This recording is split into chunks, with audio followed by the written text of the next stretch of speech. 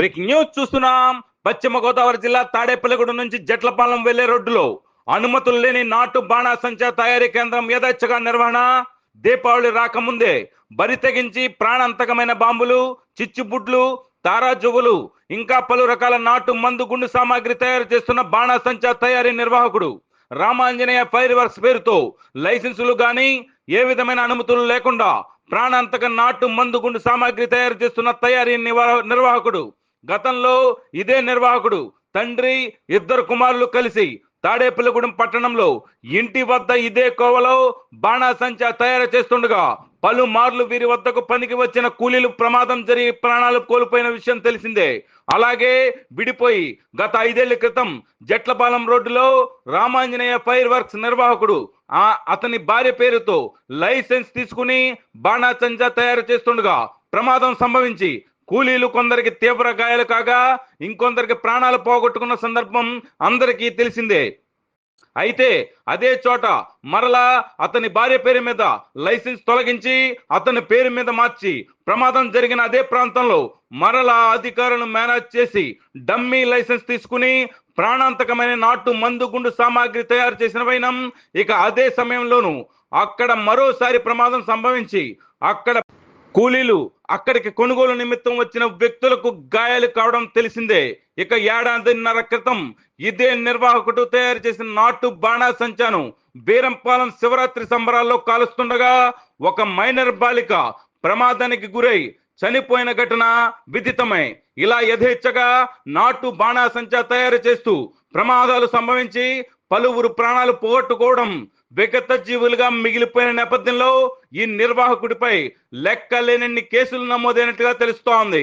అలాగే తాజాగా ఈ సంవత్సరం ఇంకా దీపావళి పండుగ 3 నెలలు ఉండగానే భారీ ఎత్తున నాటు బాణాసంచా సరుకు తయారు చేస్తూ యథేచ్ఛగా ఎగుమతులు చేస్తున్న నిర్వాహకుడు గత ఏడాది తణుకు నియోజకవర్గంలో ఇలాంటి నాటు బాణాసంచా తయారీ కేంద్రంలో పేలుడు సంభవించి 5 వ్యక్తులు చనిపోయిన విషయం తెలిసిందే.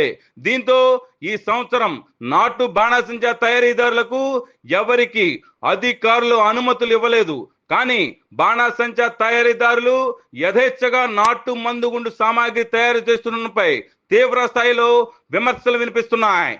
ఇంత జరుగుతున్నా జిల్లా గాని స్థానిక ఫైర్ సేఫ్టీ, రెవెన్యూ సంబంధిత అధికారులు గాని చోద్యం చూస్తున్నపై తీవ్ర విమర్శలు వినిపిస్తున్నాయి.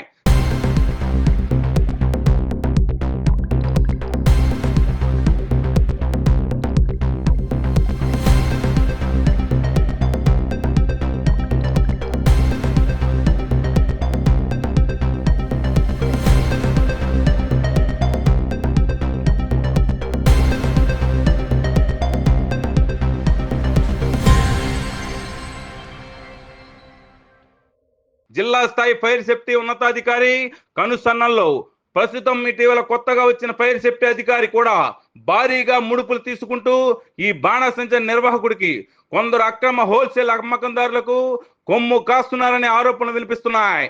దీనికి ఇటీవల కొన్ని అనధికారిక గోడౌన్ల తనిఖీలో ఇక్కడ ఫైర్ సేఫ్టీ ఉన్నతాధికారికి ముచ్చటగా 30,000 నగదు అందిందని ఆరోపణలు బలంగా వినిపిస్తున్నాయి.